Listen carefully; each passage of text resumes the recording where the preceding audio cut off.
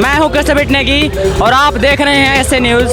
और अभी मैं बिहार राज्य के सुपौल जिला में हूं, जहां पर संत रामपाल जी महाराज जी के सानिध्य में शोभा यात्रा निकाली जा रही है। सतगुरु शोभा यात्रा यहाँ पे निकाली जा रही है और ये शोभा यात्रा यहाँ से निकल चुकी है। ये शोभा यात्रा क्यों निकाली गई है, क्या कारण है, कहाँ से कहाँ तक के चलेगी, और जब इस शोभा यात्रा को लोग रास्ते में देखेंगे उनकी क्या रिएक्शन होती है, ये सारी चीज़ों पे फोकस करेंगे।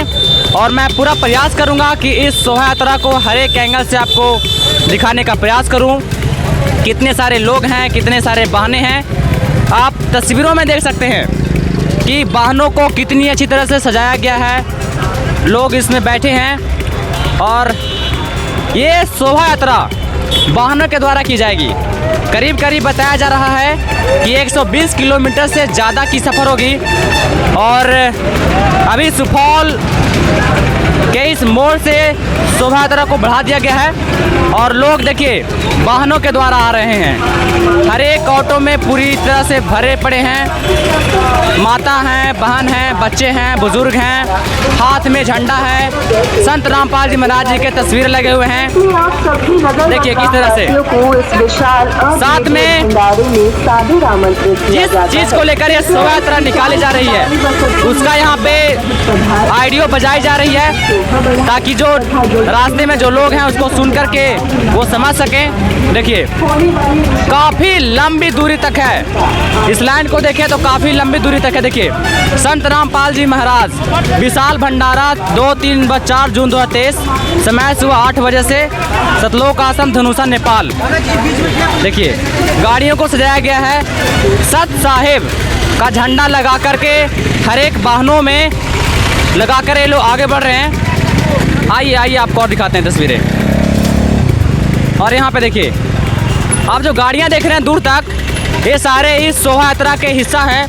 देखिए किस तरह से गाड़ियों को सजाया गया है और देखिए शोभा यात्रा को कितने तरीके से सजाया गया है ताकि देखने में कितना अच्छा लग रहा है। लोगों का अट्रैक्शन सेंटर है ये, गाड़ियों को बिल्कुल तरीके से सजाया गया यहाँ पे, आप देख लें। साथ में हर एक गाड़ियों पे सत साहिब के साथ साथ संत रामपाल जी महाराज जी के तस्वीरों को लगाया गया है। देखिए कुछ माता, बहन, भगत, कुछ बच्चे हैं और गाड़ियों को देखिए कितने अच्छी तरह से फूल माला के साथ में सजाया गया है। और देखिए यहाँ से आइए, और सभी गाड़ियों वाहनों के आगे देखें तो आध्यात्मिक चेतना लिखा हुआ है, सतगुरु शोभा यात्रा तथा आध्यात्मिक चेतना। देखिए जिला सुपौल बिहार, 4 व्हीलरों के द्वारा, वाहनों के द्वारा, और करीब करीब ये शोभा यात्रा 120 किलोमीटर से ऊपर होने वाली है वाहनों के द्वारा। देखिए सत साहिब के झंडा के साथ में हाथों में पोस्टर लिए हुए हैं, रास्ते में मिलेंगे उनको इस चीज़ को देते चलेंगे। देखिए संत रामपाल जी महाराज जी की तस्वीर, साथ में सत साहिब का झंडा। देखिए ये जो तस्वीरें देख रहे हैं आप पीछे तक, ये सारे के सारे इस शोभा यात्रा का एक हिस्सा है। में प्रमाण है, माइक का व्यवस्था है, जनरेटर का व्यवस्था है, लोग नारे लगाते हुए आगे बढ़ रहे हैं। किस तरह से लोग गाड़ी भी कर रहे हैं साथ में साथ कि एक लाइन से चले, ट्रैफिक नियमों को न तोड़े। देखिए ऊपर बैठ कर देखिए किस तरह से पर्ची बांट रहे हैं सारे। देखिए कितने सारे लोग हैं, सत साहिब का झंडा गाड़ी करने वाले देखिए लोग हैं। ये सारे के सारे वाहन इस शोभा यात्रा का एक हिस्सा है और लोग जयकारा लगाते हुए आगे बढ़ रहे हैं। किस तरह से सत साहिब का झंडा लहराते हुए इस शोभा यात्रा को आगे बढ़ाया जा रहा है।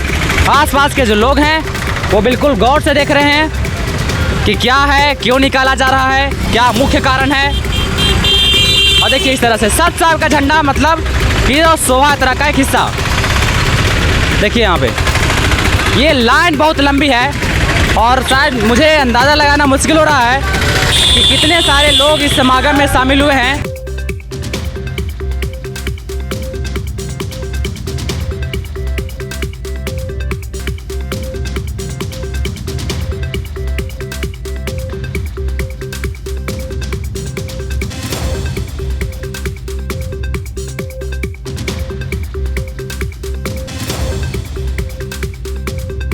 आगामी महायज्ञ आध्यात्मिक चेतना तथा सतगुरु शोभा यात्रा।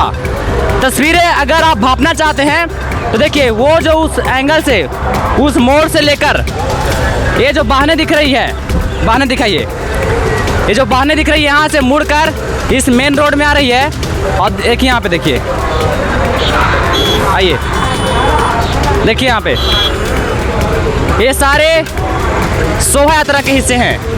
120 किलोमीटर की जर्नी होने वाली है और आगे किस तरह से ये शोभा यात्रा रहती है, आप हमारे साथ बने रहिए। तो दोस्तों, सुपौल से आप जो तस्वीरें देख रहे थे शोभा यात्रा का, करीब 9 घंटे के बाद ये शोभा यात्रा 60 किलोमीटर का सफ़र तय करती है और अभी पहुंच चुकी है सुपौल के गांधी मैदान स्थान पे। और यहाँ पे पहुँचने के बाद जो सारी संगत है, संत रामपाल जी महाराज जी के जो अनुयायी हैं, वो सारे यहाँ पे उतर गए हैं और शायद यहाँ से पानी और नाश्ता लेकर के फिर से रवाना करेंगे। और एक बार तस्वीरें देखिए आप इस मैदान का, गाड़ियाँ लगातार एंट्री कर रही है, देखिए, आइए। और आप जो दूसरी तरफ जो तस्वीर देख रहे हैं, वहाँ पे जो भीड़ है वो सारे संगत है, जहाँ पे वो लोग भंडारा ले रहे हैं, बोल सकते हैं नाश्ता जलपान की व्यवस्था की गई है। साथ ही साथ इधर आइए, गाड़ियाँ लगातार गेट से एंट्री कर रही है और एसए न्यूज़ टीम लगातार आपको दिखा भी रही है कि किस तरह से शोभा यात्रा को आगे बढ़ाया जा रहा है और 120 किलोमीटर से ज़्यादा की सफ़र कैसे तय करेगी, ये एसए न्यूज़ आपको बताते रहेगा।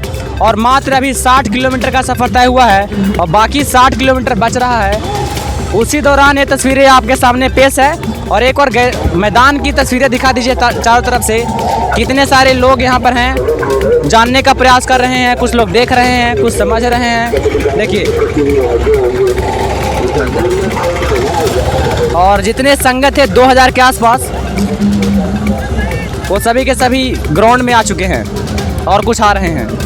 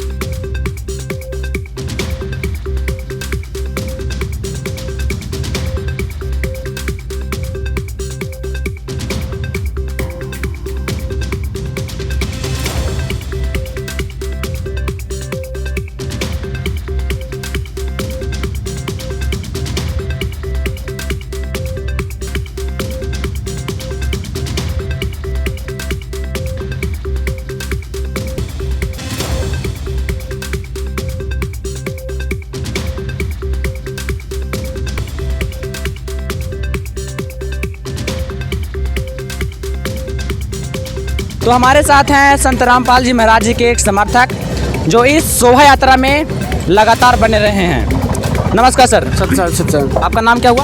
अवधेश दास। आप कहाँ से हैं? भीमपुर से, सुपौल जिला से। तो अभी आप कितने किलोमीटर तक सफ़र कर चुके हैं? भगत जी लगभग 70 किलोमीटर से। 70 जी भगत जी। और अब कितना बच रहा है? यहाँ से फिर हम लोग 60 किलोमीटर लगभग और चलेंगे। तो आपने कितना समय लिया 70 किलोमीटर पूरा करने में?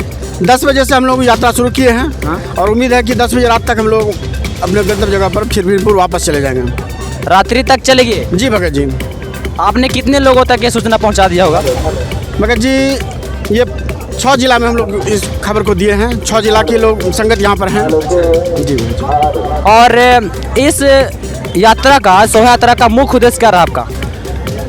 मुख्य उद्देश्य है कि 2, 3 और 4 जून को जो कबीर प्रकट दिवस मनने वाली है, उसी के संबंध में उसी की ये झांकी है। उसी के संबंध में कबीर परमात्मा का जो उद्देश्य था कि सतभक्ति करा करके सतलोक ले जाना, ये उसी के उद्देश्य से ये झांकी निकाली गई है।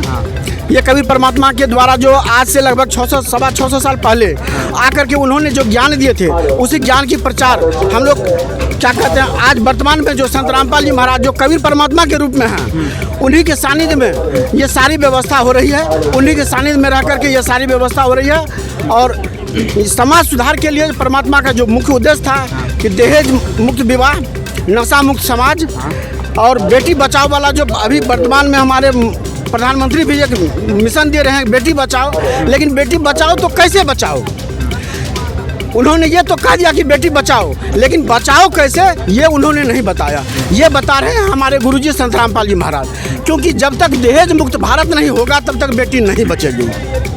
वाकई में ये चीज़ दिख रहा है समाज में कि दहेज रहित शादी हो रही है। जी भगत जी, देख रही हैं। मैंने खुद अपने घर में क्या कहते हैं दहेज मुक्त शादी करवाया हूँ। मेरे नामदान केंद्र पर भी होते ही रहता है।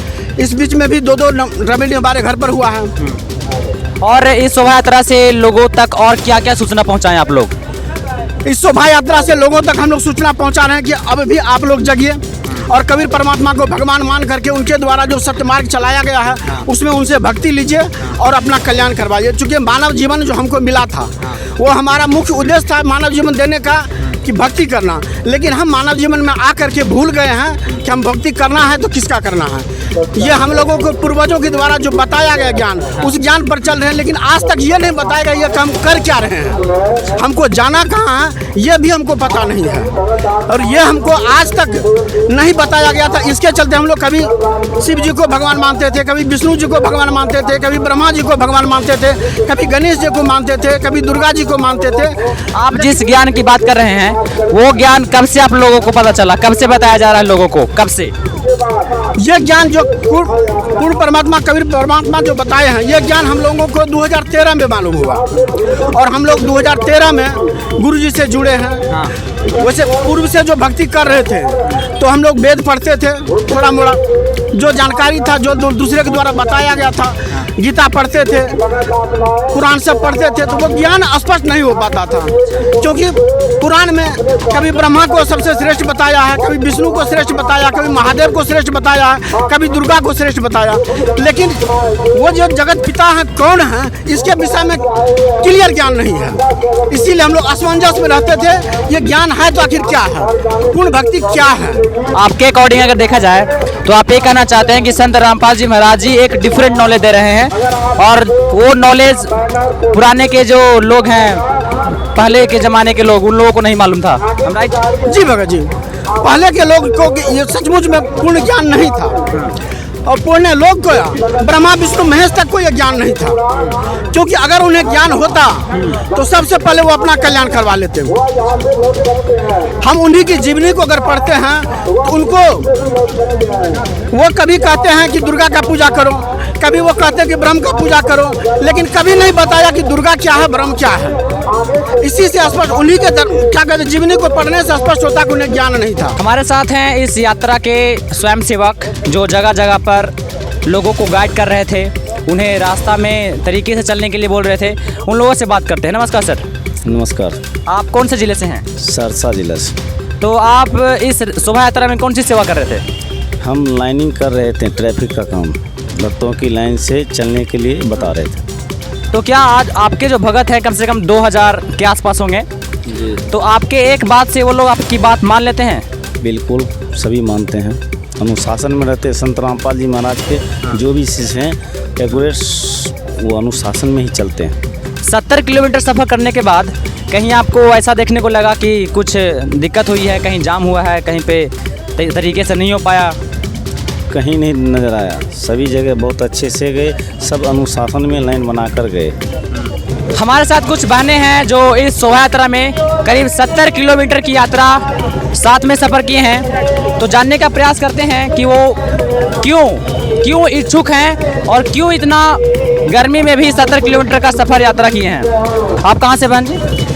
बीरपुर से हैं, सुपौल डिस्ट्रिक्ट से। सुपौल से। हाँ। जैसे आप क्या करते हैं? हम पढ़ाई करते हैं। कौन सी क्लास में? 12th में। तो पढ़ने वाले आप जो दोस्त आपके हैं, जो लोग देख रहे हैं, आप नारा भी लगाते होंगे, तो वो लोगों को आप क्या संदेश देना चाहते हैं अपने नारा से, इस रैली से?